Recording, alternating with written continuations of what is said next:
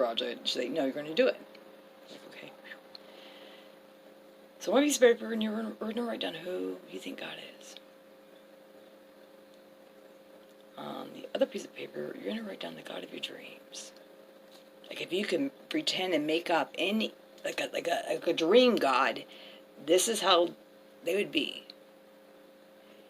And you have no idea what that's going to be until you sit down and write it. So like, I'll take that, because that seemed interesting. That was something that I was like, oh, that seems a little interesting. So I did so.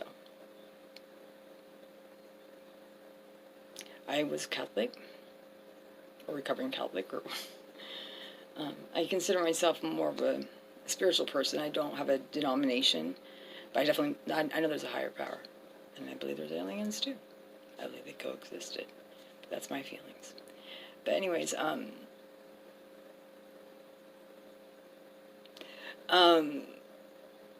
wrote down the God who I think God is, and you know, you just really peel back the layers, because you know you can talk and you can say this is how I think God is, but then if you like pull more layers out of you, real deep down to the core, it's not the stuff you would tell people what you think God is.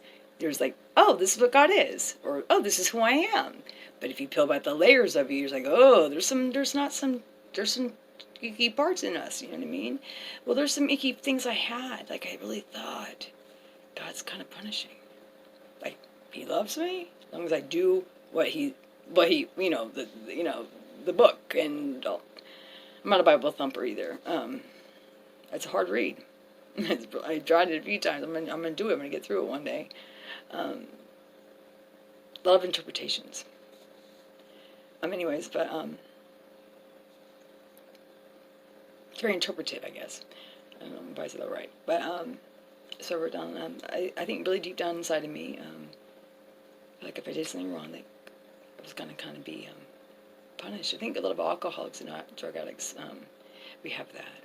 We don't really say it, but I think we kind of do. We kind of feel like, oh, that's meant for somebody else, not really meant for me, because I messed up.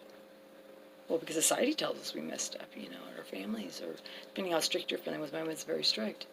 I kind of felt like I'm not going to really have anything. I really don't deserve anything.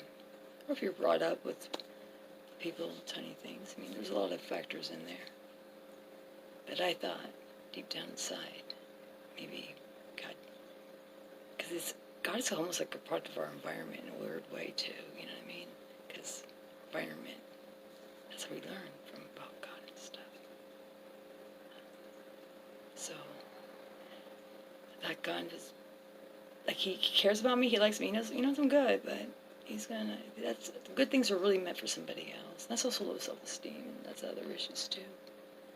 And then, so I wrote it down, and whatever I thought, all the rest of my thoughts, and on another piece of paper, I wrote down the God of my dreams, and I need a little help with that. But all loving. Now, some people already have this, and that's great. This video is meant for the ones that might need to work on it, or maybe it's just for you to know, hey, I got this, you know, this part down. Well, I didn't at the time, and I thought I did. I didn't even know what to. If you don't know, you don't know, you don't know. So I wrote down the God of my dreams, and it was an all-loving God.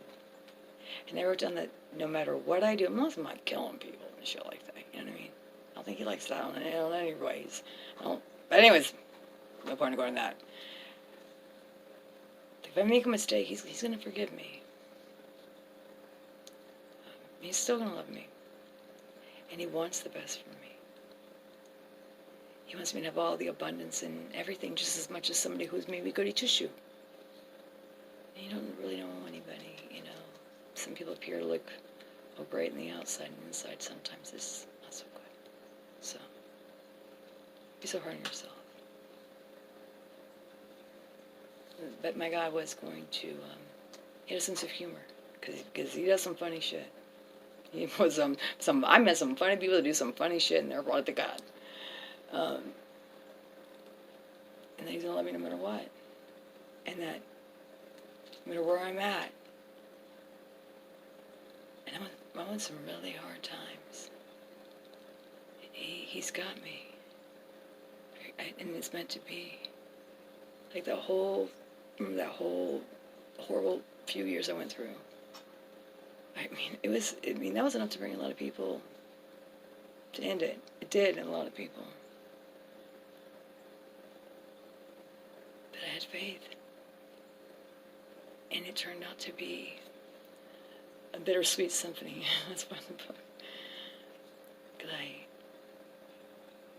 when you have hope and you have faith, you can turn even the sourest lemon into lemonade, you know.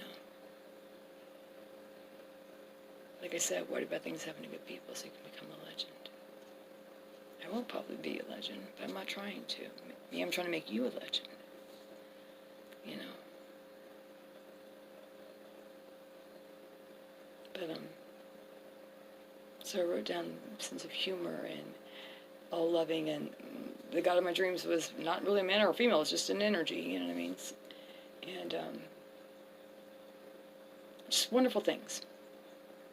So I get back to her and she's like, okay, Chris,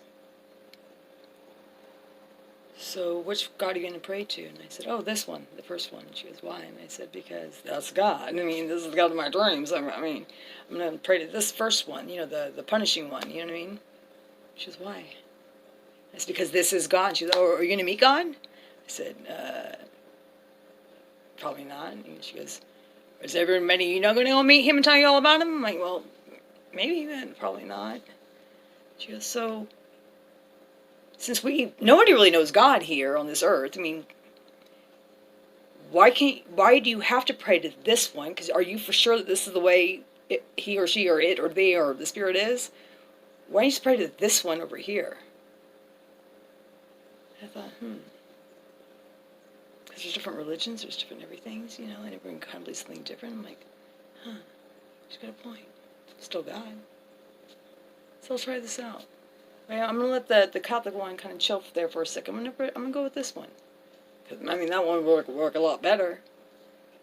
It took a lot of work to get your head into that, because you still think that. If you peel back the layers, it takes some work. It takes some practice. It takes some changing the way we think, the internal dialogue, and how we feel about things.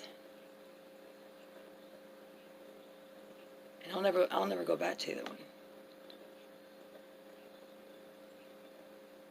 Changed my life. I don't know why I shared that, but I guess that's what having faith is having something bigger than you that wants the best for you no matter what.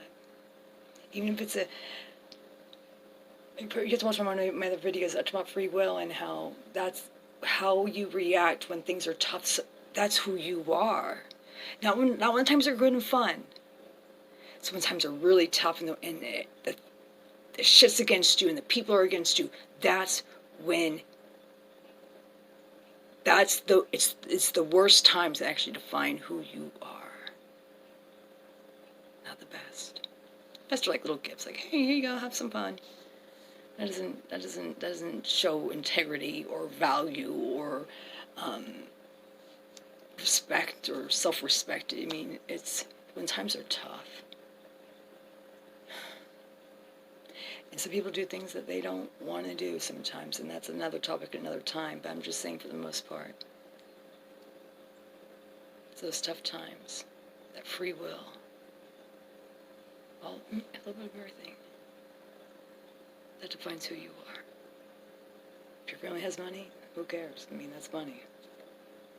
If you're born looking like one way, you know, you're born good looking, you know what I mean? That doesn't mean shit either. Or if you have a name or whatever, just who you are is not necessarily defined by your words. People can talk. It's your actions that define who you are. People can say a lot of things. People lie.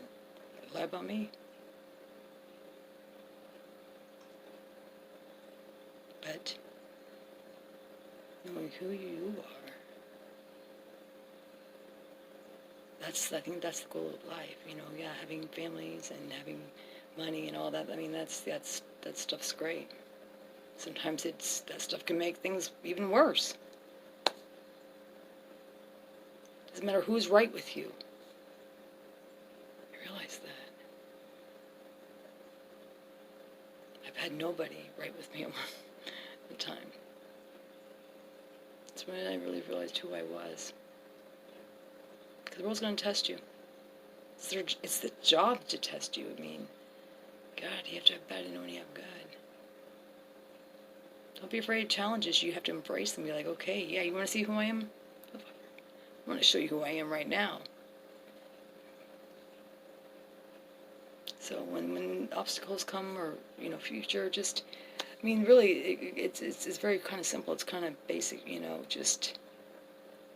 And we'll get through the steps. I think it's just like anything else, maintenance, and just daily. If you're hearing things in a positive daily, it just gets you going. You know what I mean? If you are around people who are negative, and you get trapped in that world. I mean, I was trapped in that world, and I didn't know. I was like, oh, everything's so bad, and not everything's so bad.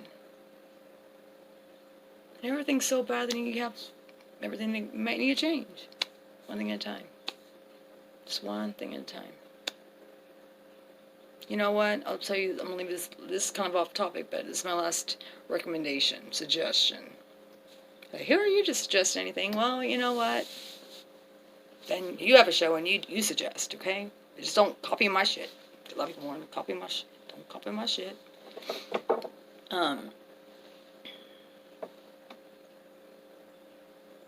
If you've been stagnant for a while, you know what I mean, and me, I've a few times over, and especially when I was alcoholic, and I had a really bad time. I like passed that imaginary line, and very quick, women we cross the imaginary lines faster than men, actually, and it's hard to. Oh, my phone's almost dead. The point is oh no, my light's out.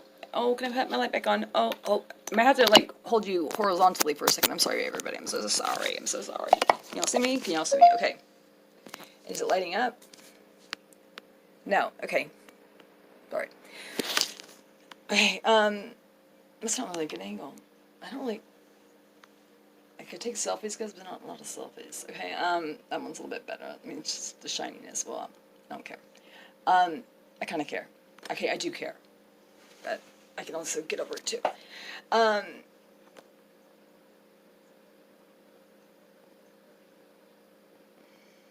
Let's say if you're coming out of a really tough time.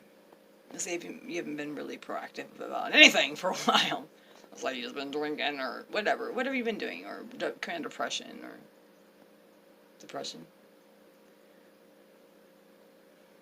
And you just don't feel good about yourself anymore. Or maybe you just have a regular routine and you just need to change something up. Grab a little, don't put it in your phone. It doesn't count in your phone, guys. Leave the technology behind. Just go one of those little dollar store dollar books, like paper books. Like I've tons of them. Oh my God, I have so many, and I don't throw them away. And just write one thing you have to do a day. Don't write. I know you have to do this and do this. I mean, especially if you're coming out of a 3-month fog or a 3-year fog or something like that. There's a lot you need to catch up on. So you can write all these things down. You're going to realize that you don't do any of it. You're like, no, you don't know where to start. Start with the largest one. You can start with the easiest one. I would suggest actually starting with the easiest one. For real. One thing a day. So that 24 hours, all you have to do is just that one thing. One thing. Okay. Then you do it, you're like, I did it. Right on. Next day, I can do one more thing. Just do it, and before you know it, you got 7 things done in a week. Better from you not doing anything. Baby steps. Keep it simple.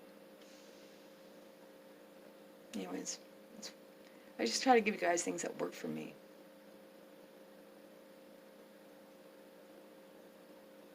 And it gets the ball rolling.